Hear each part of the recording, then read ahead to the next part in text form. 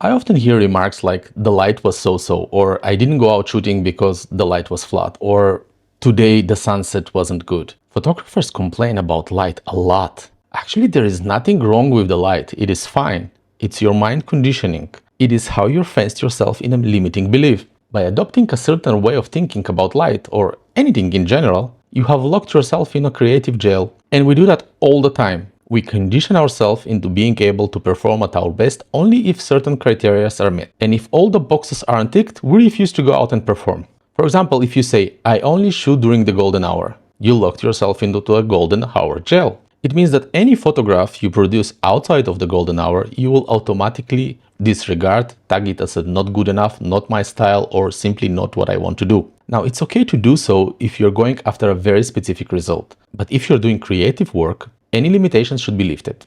You should be very, very careful and listen to your inner talk. And if you see a resistance to do creative work because of some internal block, you should be looking for a way out of it, a way to remove that limitation. And leave photography aside. Our mind is full of these kind of blocks, and they touch any area of our life, not only photography. And if you notice that you have this, they affect your performance in your daily functions. But since we're here to talk photography, we will focus on the limiting beliefs that block our creativity, and these times these are about light. Let me give you an example. If you ask the majority of portrait photographers, they will have resistance to working in hard light. If you ask landscape photographers, they will have resistance working with anything other than the golden hour, dusk or dawn. If you ask street photographers, they will tell you that soft light makes their photos look flat and they want to play with light and shadows. So you can satisfy everyone, but there is an interesting thing here. Each of these photographers has a different type of light that he perceives as a good and something that he likes to work with. Doesn't mean that the light is bad, just mean that for the certain type of photography you conditioned yourself that this is the best light you can perform with. We can take it one step further. If you ask each and any of them if they're good photographs done in lighting that they resist, everybody will say yes, they are. So what is happening here? If we can perform and take good photos at any type of light, why do we stick with particular preferences? Because it is easier. Because it is easier to perform in the mainstream. Because that kind of photography, it's easier to capture and it's easier to get social approval. And here's the place where things get a little bit funny. If the majority are doing things in a certain way, they will produce results that have kind of similar look and feel. To stand out actually makes sense to go out and do the things the opposite way, explore and try something new. If each and every genre uses different light types for optimal results, it probably means that the issue is not the light, it's just the predefined limiting belief that in this particular scenario, things should be done in a certain way. And I have a story about that. I was holding a workshop in India several years ago, and as our small group was walking through the streets of Kolkata, I heard, "Hey Gil."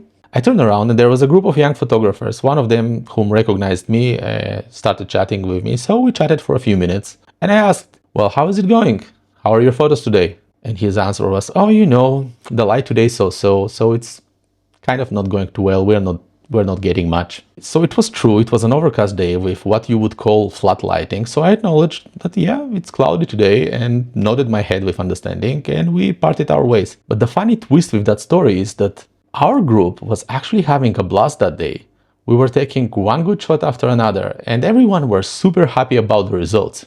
So was it the light? I don't think so. So what actually happened here?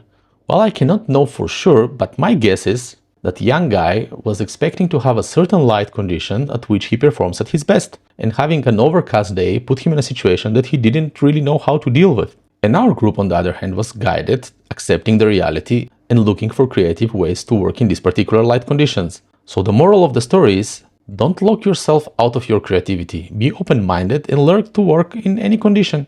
So how do we tackle this issue? If we look into ingredients of photography, light isn't the only one that makes a good photograph. Light is a very important and valuable tool. But there is more to photography than only light, right?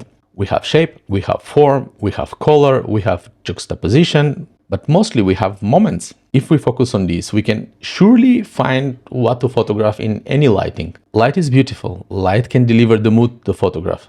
But light is not the only ingredient. There are many great photographs built on light, but there are even more great photographs built on moment. So let's take a look at a few of these. Does light really plays a crucial role here? Not really. It is the subject that matters, the narrative, the story you tell.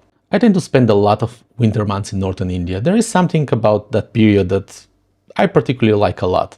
And there is a certain period in January that you almost never see the sun. It's all fog turning into a haze throughout the day, what you call flat lighting. These are my favorite months to photograph there.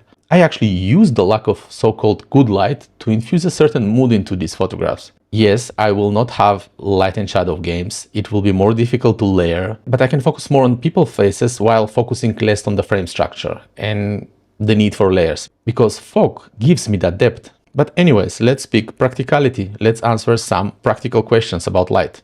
The light is soft and flat. What should I do? The first thing that you can do, you can focus on shape and structure. Soft light minimizes distracting shadows, making the pure form of the object stand more prominently. Look for strong architecture lines, interesting forms, or people or objects on simple backgrounds. Focus on humor.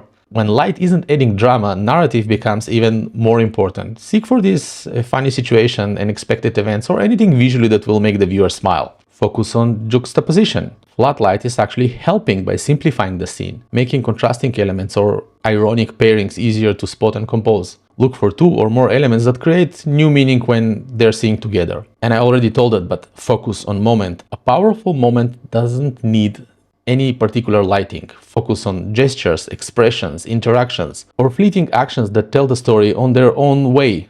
This is always a go, regardless to lighting conditions. Focus on color. Without interesting light, vibrant or contrasting colors can become our primary composition tool. Look for color contrast, look for color harmonies, and combinations that complement each other. Focus on mood. Flat light, especially overcast and foggy days, often create this melancholic, quiet mood. Embrace this atmosphere instead of fighting it. Let it define the feeling of your image. Focus on action and movement.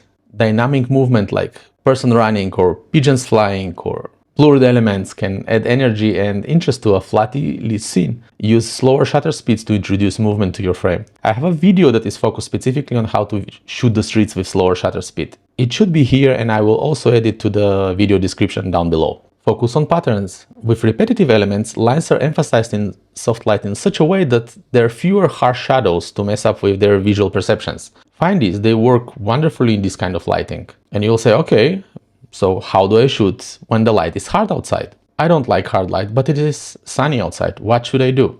Focus on light and shadow interplay. Hard light creates strong, defined shadows. Use these shadows as compositional elements themselves, shaping the scene or adding graphic interest. Focus on strong geometry. The harsh lines and the sharp angles of shadows often create these compelling geometric shapes and patterns that work very well with geometry. Search for this. You might have noticed that geometry works well in both in soft and in hard light environment as well. So this is something universal that you can always work with. Focus on contrast. Highlight means very harsh transition between light and shadows, between illuminated areas and deep shadows. I also have a video focused on photography with hard light. You can check it here and down there as well.